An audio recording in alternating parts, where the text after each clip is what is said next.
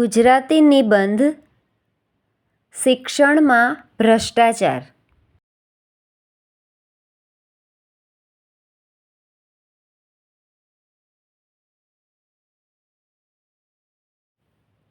શિક્ષણમાં ભ્રષ્ટાચાર.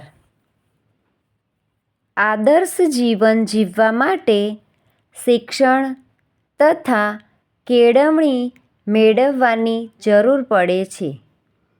બાળકને ઘરમાં માતા-પિતા તરફથી સારા સંસ્કાર મળે છે.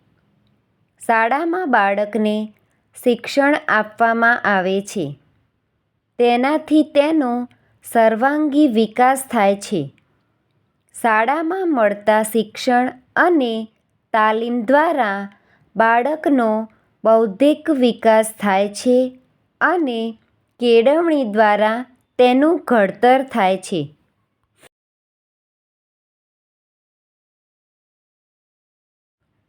પણ શું આજની શાળાઓ બાળકોના સર્વાંગી વિકાસની પવિત્ર ફરજ નિષ્ઠાપૂર્વક અદા કરે છે ખરી? આજે તો શિક્ષણનું ક્ષેત્ર ભ્રષ્ટાચારથી ખદબદી રહ્યું છે. સરસ્વતીના એ પવિત્ર મંદિરો આજે સંપૂર્ણ પવિત્ર રહ્યા નથી. શિક્ષણ હવે સેવાનું ક્ષેત્ર રહ્યું નથી, પણ અઢળક કમાણી કરવાનું સાધન બની ગયું છે.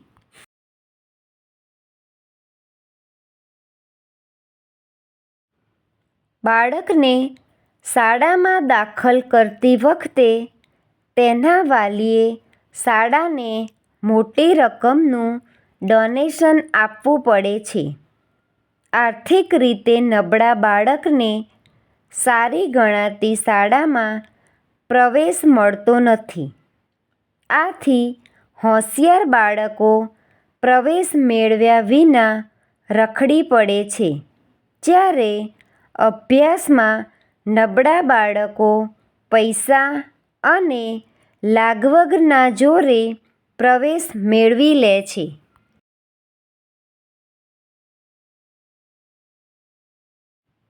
મોટાભાગની શાળાઓમાં શિક્ષકો હૃદયપૂર્વક ભણાવતા નથી.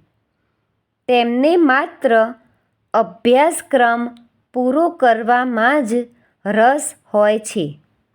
આથી બાળકોને જે તે વિષયનું સર્વાંગ સંપૂર્ણ જ્ઞાન મળતું નથી.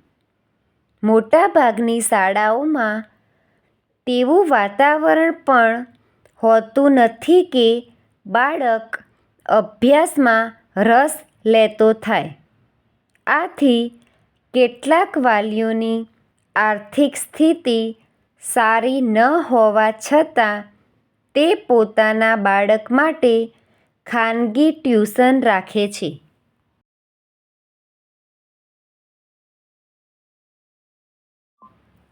કોચિંગ વર્ગમાં ન જનાર કે ટ્યુશન ન રાખનાર બાળક હોશિયાર હોય તો પણ ઘણીવાર તેને નાપાસ કરવામાં આવે છે. કેટલાક શિક્ષકો પરીક્ષા વખતે પૈસા લઈને પેપર ફોડે છે.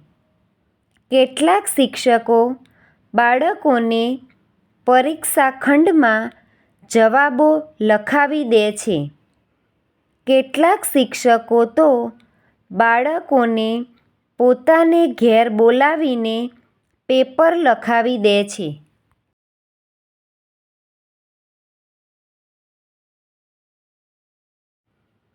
શિક્ષણમાં ભ્રષ્ટાચારના ફેલાવા માટે શાળાઓ અને શિક્ષકો ઉપરાંત વિદ્યાર્થીઓ અને વાલીઓ પણ જવાબદાર છે.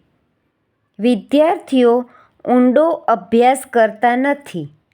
તેમનું વાંચન સાવ ઘટી ગયું છે. મોટાભાગના વિદ્યાર્થીઓ ફક્ત પરીક્ષાલક્ષી તૈયારી કરે છે. શિક્ષકો પણ માત્ર પરીક્ષાની દ્રષ્ટિથી જ ભણાવે છે.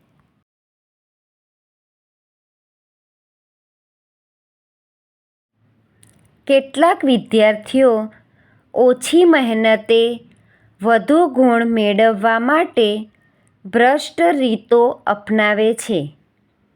તે ક્યાંકથી IMP મેળવી લાવે છે. તેઓ પરીક્ષા ખંડમાં બીજા વિદ્યાર્થીની જવાબવહીમાંથી કે પુસ્તકોમાંથી નકલ કરે છે. ઘણા વાલીઓ પણ વિદ્યાર્થીઓને ભ્રષ્ટ રીતરસમોનો આશ્રય લેવા માટે પ્રોત્સાહન આપે છે અને મદદ પણ કરે છે.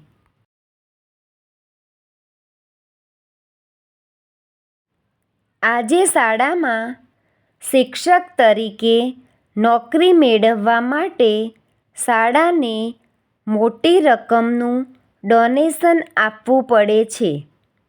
ભ્રષ્ટાચારી સરકારી તંત્રની રહેમનજરને લીધે ભ્રષ્ટાચાર આચરવામાં કોઈને કંઈ તકલીફ પડતી નથી.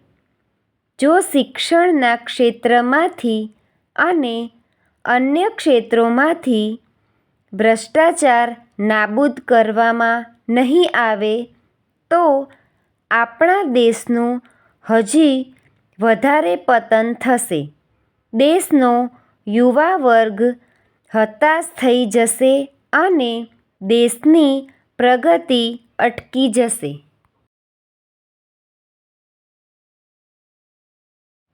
Thank you friends. Please like, share and subscribe.